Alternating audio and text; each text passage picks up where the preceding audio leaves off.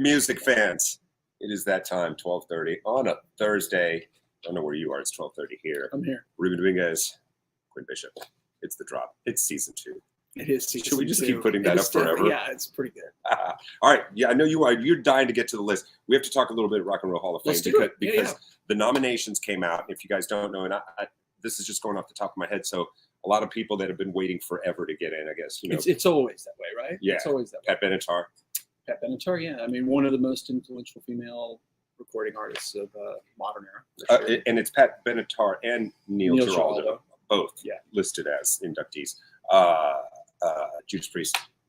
Yeah, and I think we can both agree that there's it's a short list of hard rock that makes it in there, regardless of how influential or how great they are. They do seem to get marginalized. Yeah, absolutely. Duran. Yeah, you know, they're one of those acts you think would have probably already been in there. No, but no. Yeah, I mean, huge artists, influential, and you know what? I gotta say, they're still making great records. Yeah, they're still making records that stand with their classic fan base is still buying them, man. Yep. Let's see, who else did I want to mention? What else did I want to mention? Oh, Eurythmics. We talked about them just a minute ago before this thing happened, and I went back and just popped it up on iTunes when I was driving this morning. I was like, oh my God, I forgot how many songs they had. They had stacks of hits. They come from that era where, every album or CD, radio would go 4 or 5 cuts deep on those records. So you look at I think their greatest hits CD has 18 tracks on it. And then every single one. And I had forgotten songs that I was oh my God, they're so good. Okay, so we'll get to it quick, but other folks, Carly Simon getting in, Jimmy Jam and Terry Lewis getting in, Eminem getting in. Eminem and Lionel Richie. Hello. Harry Belafonte. Yeah, that's cool. And I'm sure a couple of more people. Anyway, let's get to it. You guys are tuned in for the list and the new music, so let's get it. We got a big bag of new stuff this week. I would say it's very indie rock leaning for and that's good. Whatever, yeah. So whatever. Kind of cleanse the palate. Yeah. So we've got that going on, and let's kick it off with really a band that's emerged as probably one of the biggest in that genre. The highly conceptual band Arcade Fire return with their new album We. Yeah, that's beautiful. That's really cool. They always have, let's say, extreme packaging, and this one certainly does.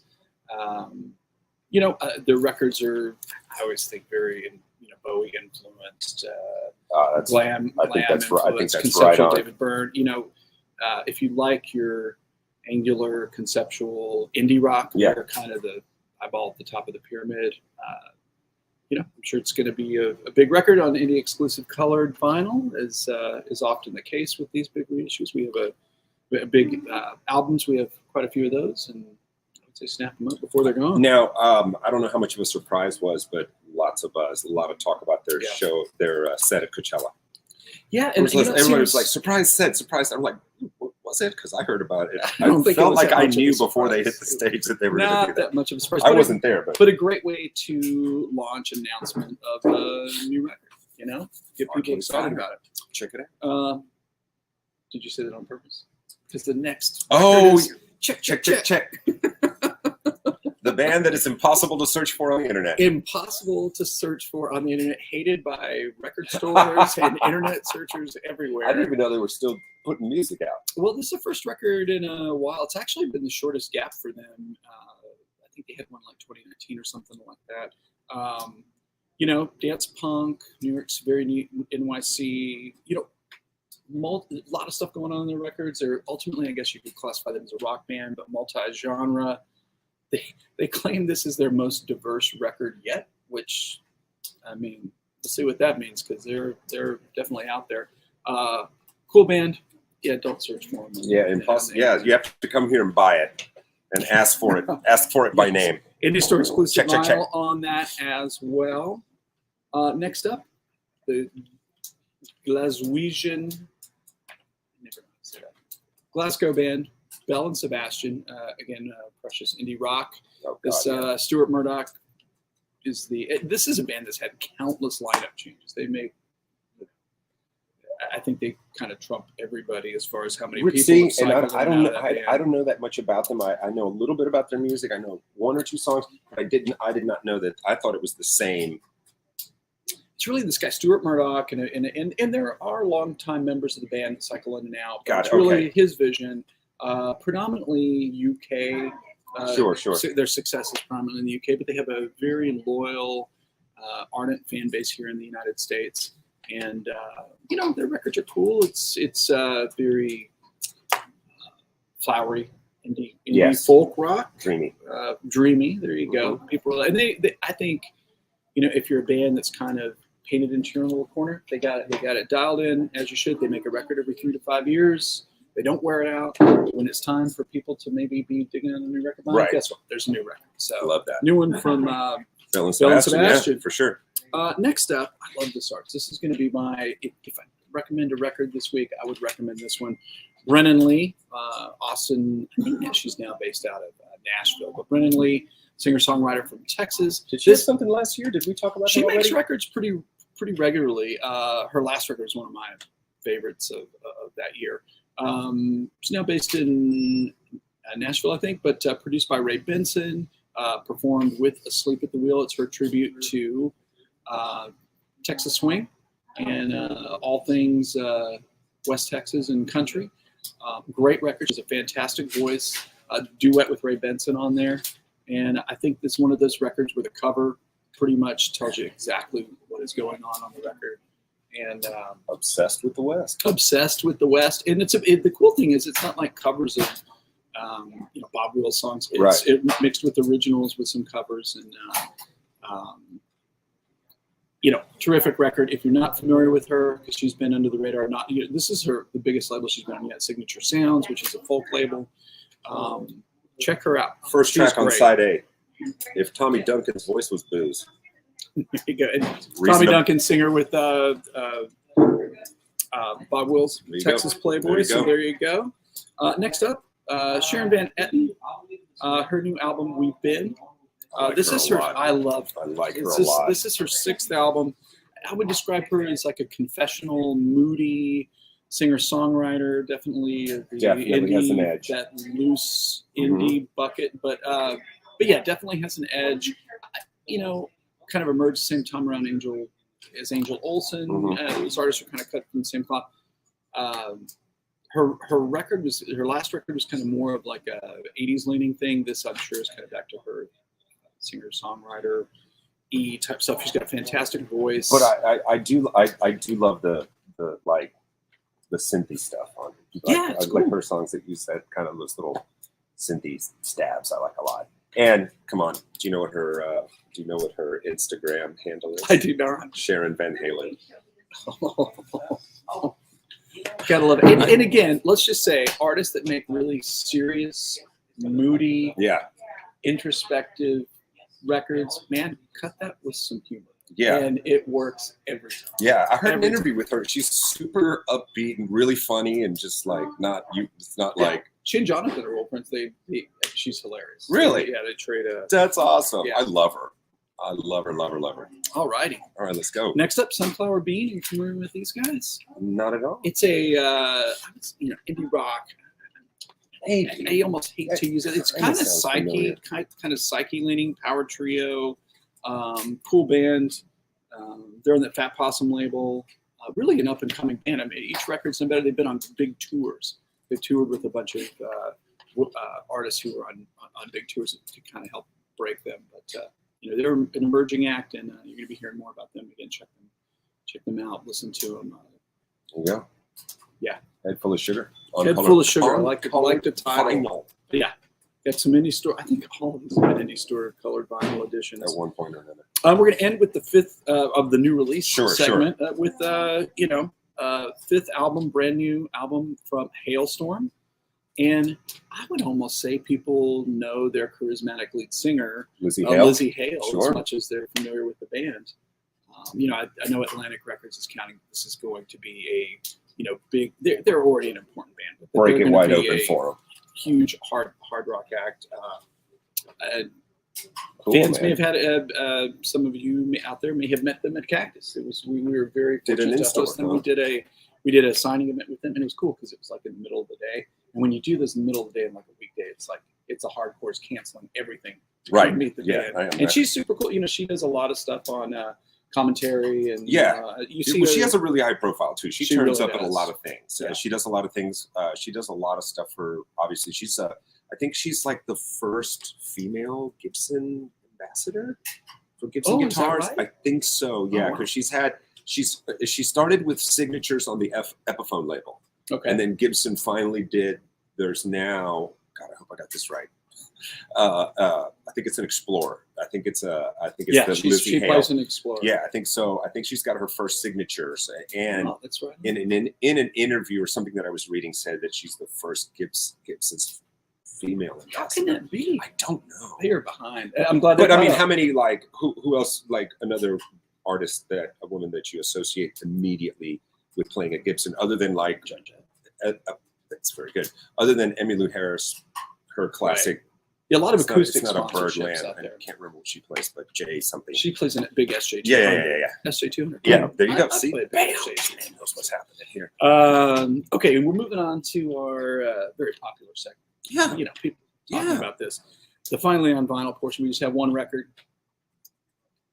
Envy of None. We've talked about this. This is the Alex Lifeson record. Finally on vinyl. I mean, the CD came out. Oh yeah, that's right. People were just panic looking for this record. We had the CD. I was like, wait a minute, we did this already. We did. But it's the vinyl. But got to get the word out there because people have been looking for the records for weeks, and here it is. So a couple of the internet, I don't know what you would call them, myths, untruths, conspiracy theories. There's a huge one that broke like 2 weeks ago that Alex Van Halen was calling different known people, artists who put this band together to go on the road and do it as a Van Halen kind of tribute to Eddie. Oh yeah. I did hear the rumor. I mean, just the craziness surrounding this and the people that were mentioned. I think we talked about it briefly, but now there's all these names are like, well, Geddy and Alex have reached out to Denny Carey of Tool. It's like madness. It's like Eddie. It's at least 2 or 3 times a week. It pops up on Eddie. I'm gonna hold off on believing any of that till it's confirmed by the artist. I can't see any of that happening, but that just does not sound like. But it's fun to listen to. It is. Yeah, it's just like because people lose their mind. Yeah, they just go crazy. Yeah. And then people come in the record store and ask us what we know about it. Of course, sure, you're like, to know. Can't tell you. So I wish I could. Okay, on to the very popular reissues portion of our program. You heard of this record? I don't know. Who are these guys? Is that French? Def Leppard? What is that? What does that say? I can't see that. I'm waiting on my new glasses. I mean, that you couldn't. Is it a video game? Probably could not escape from this. This thing's got to be like one of the best-selling records ever in the Mercury label catalog. Pyromania. Yep. Obviously, these guys made a couple records before that were successful and great, but this is the monster album that put them over. Third record, all the hits: Rock Till You Drop, Photograph, Too Late for Love, Foolin'. I mean, everybody, that whole record, top to bottom. Amazingly, finally on vinyl. It has been available before, but it has not for years, not for a long time. Millennia. So that is back, and just in time for them to hit the road, but they have a brand new record that we'll be talking about soon on the drop. Are they doing that Motley Crue thing? Is it Def Leppard? Because it was supposed to be Def Leppard, Motley Crue. Def Leppard, Motley Crue, and then Joan is on there. Joan gets a second mention during the drop. Look out! Oh, okay. Next up, 2 Abbey Road remastered, half-speed mastered editions of 2 classic Who records. I hold one and you hold one. This is one of the best debut album covers ever. Piecing My Generation, and you have a quick one there. This is you use the half-speed master process to get the best quality sound transfer from the original master tapes. Again, these have been available, but not in these editions. And I think the first ones that snuck out, Universal did the thing where they put out a bunch of records at once, and I don't think there was an attention to detail or quality. So you have artists going back and fixing that, and that's what these are. Oh, okay. That makes sense. Wanted to include these in the drop because they're here on Sunday. That's right. Also touring. Tour. Also out there. Back there. The last time they were here, very famous point in Who history where the show ended in the middle of the show because Roger's voice went during the middle of the show. Did they really? They did. They played about 40 minutes, and then they stopped the show. Is that the Joan Jett opened? The one that Joan Jett opened? No, that was previous. Okay, I saw that previous. One. Yeah, tour. I was like, wait a minute. I know I saw more than 40 minutes of that show. Yeah, it was very strange. A lot of confusion. And the whole thing is, of course, documented on YouTube from some fan footage where he comes out and says, "Oh." But excited to see these guys on Sunday. Very, very excited. Are you going to the show? I am going to the show, my friend. All right. Back to indie rock. Here we go. Again, one of the bigger acts of that genre, the Decemberists. They did an 18-minute song that was in 5 parts called the Tain. Was available on its own, and this is the Tain in 5 songs. So it's a reissue, but it's never been packaged like this. Again, this band has just a ton of super loyal fans. Yeah, they do. Kind of that flowery, theatrical indie rock. What was the one that one song that like put them on the map? I remember just suddenly everybody was talking about them. Record. Yeah, and they had a couple of records that are kind of like 5-star conceptual records before they made the jump to a major. Right. Good band. Yeah, cool band, unique voice. And next up, I love this guy. We've done events with him. I think he's one of the most important Texas musicians ever that you just don't know his name. Terry Allen. He has 2 reissues of these previously self-released records. These remasters are on the Paradise of Bachelors label, which have put out his other work. Terry Allen, the Panhandle Mystery Band. Smokin the Dummy. Again, he sold these records out of his trunk in the 70s, and that's a record from the 80s, Bloodlines. If you're not familiar with Terry is probably one of the most talented people I've ever met in my life. He's a brilliant photographer, sculptor, painter, playwright. Did I say photographer, musician, songwriter?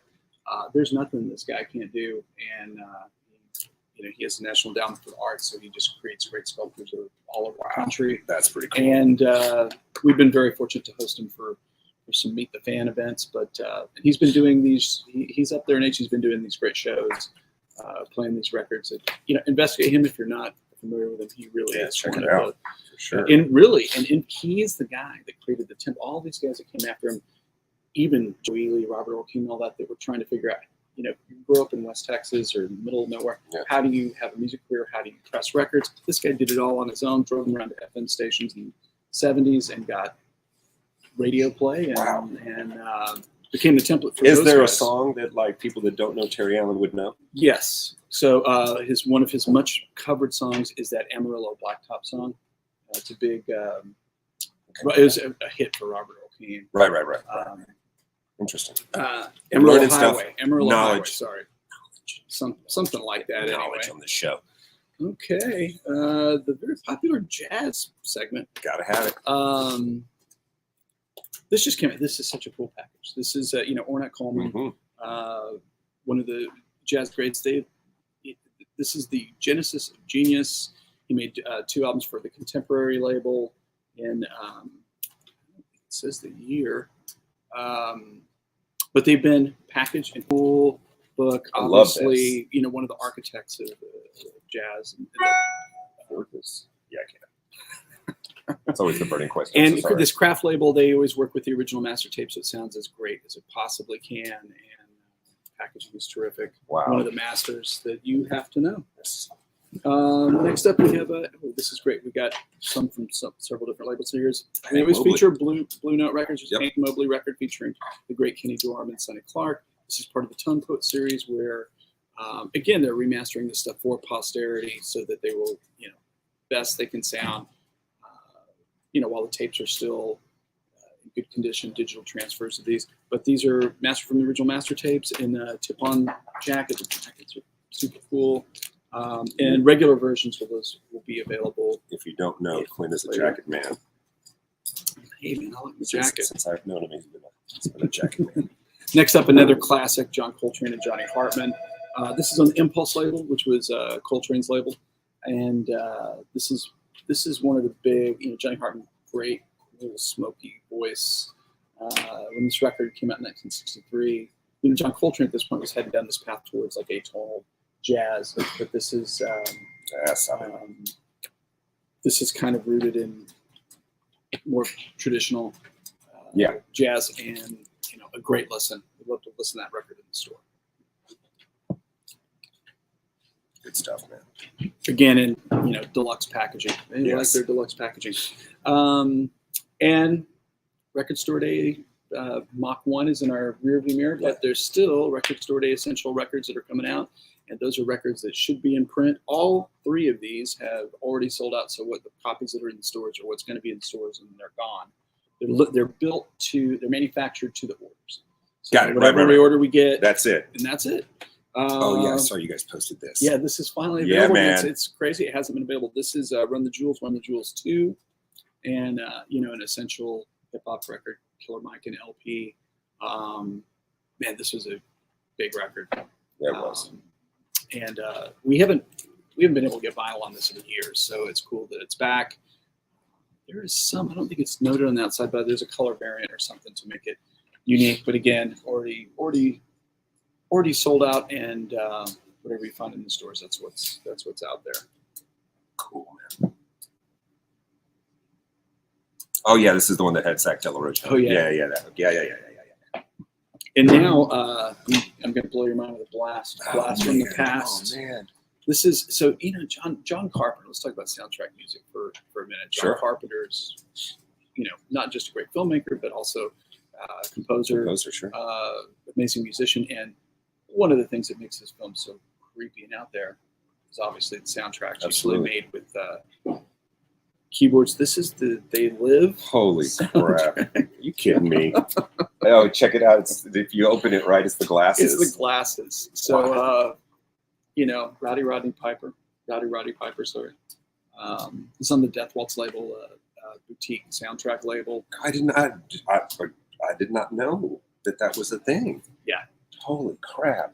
This is cool. Yeah, so you fold out the gatefold and you got the glasses from, so you can see the aliens. I did not expect that. Overtaking society. I had to see them already.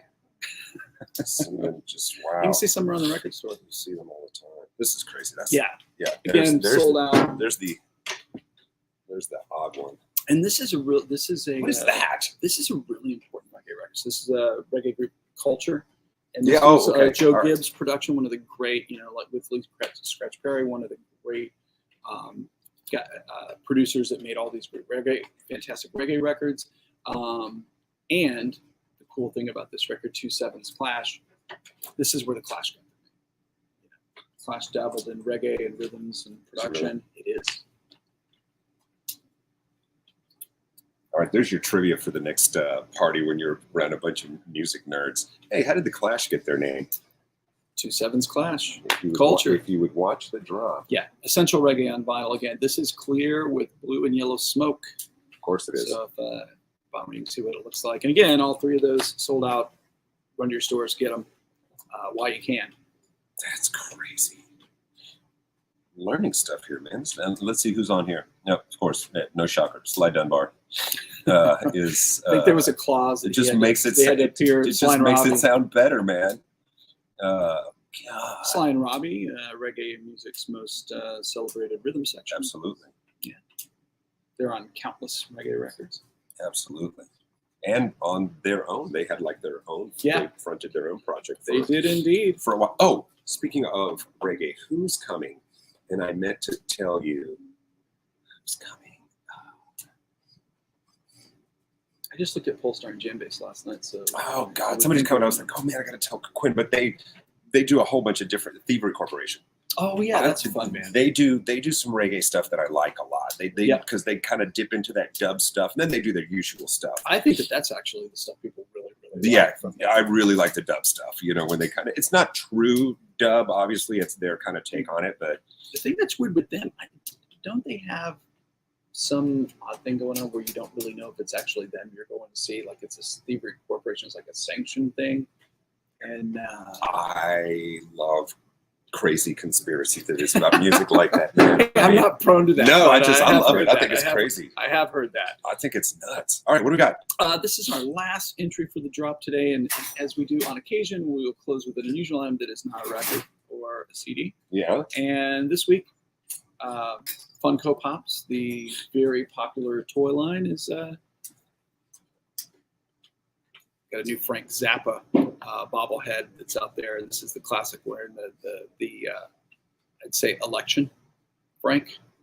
there's a photo of the background what it's based on. But obviously one of rock's most celebrated figures and smartest guys in the room for forever until he passed. I remember a buddy of mine had 2 albums, and I was at probably junior high school, where it was house. Like, what's this? It's like, I was Frank Zappa.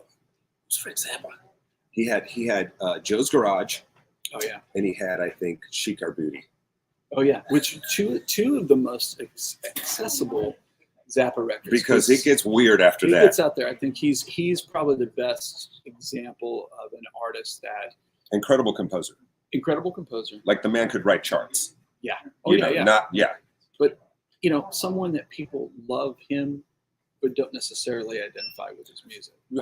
I knew people. I remember when the congressional hearings were happening with the whole PMRC, yes, whatever, the stickering for the labels and all that. Mm-hmm. And he was one of the guys that well, you know this, that went up there and basically kind of. I mean, he was gave the people sharpest, gave people an earful. Voice in the room. And also very famously, Dee Snider. Yeah. Went at him and basically tore him a new one. And have you ever seen this? There is footage of Frank Zappa when he's like 20 on, I think it's like the Steve Allen show or something like that.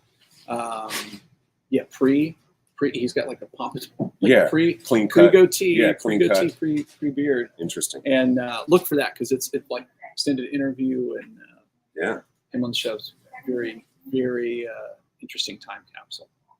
This is very strange. I mean, it's super cool, but it's very strange. This is like the last person artist you would or expect, icon that I would have expected to turn up on Funko. Keeping it real. Keeping it real. All right, so it's time to do the look ahead. What's coming up? What's good? What's cool? What are we looking forward to? There's some man. Like I said, I was looking at Polestar and Jam Bass last night. It's exciting to see live music on the calendar, and stuff has been popping up. I would say if you haven't, I'm going to a show tomorrow night. Are you? Yeah. Who are you going to go see? The wife and I are going to go see Haim. Oh, nice. At 713. It's my first time at 713. Yeah, I'm hoping to go next week to see Ruben. I haven't been there either, but hard ticket to get. Good things. Hard ticket to get. Hard ticket to get. If you don't already have one, you're out of luck. You're out of luck unless you're willing to pay the big bucks. I'm going to see the Who on Sunday. I'm actually going to go to Dallas to see McCartney the following week, and I told Quinn about this. We got to do a big shout out for Laura from Crunbin, cover of Bass Player magazine. That does not suck. That's a pretty big accolade. That's a big deal, and I love it. She's definitely the queen of the groovy bass lines. Yeah, because last month was probably like Mingus or somebody like that. So. It's everybody's been on there. From Billy Sheehan to who knows? But it's cool that they gave her the nod. I think the big nod was when they were asking like McCartney what records he is listening to. Oh yeah, and he's like, oh, that's like my favorite thing. I mean, if you're a bass player, that's pack it in. Pretty high praise. You're good. Just put it in the case. High praise. You got to where you needed to be, and just keep moving down the road. All right, guys, that's going to wrap up another episode of The Drop. Yes, it is season. It is season. It is season 2, and I'm already looking down the road. Hopefully, there's talk of renewing us for season 3. Well, so if anybody at the network's watching, we're available. We want to keep the same time slot though. I'm not ready for like late night. I'm relatively rigid in my I think schedule. Yeah. Well, they can talk to our management. All right, guys, we're out of here. That does it for us. We will see you next time. Peace. Good one.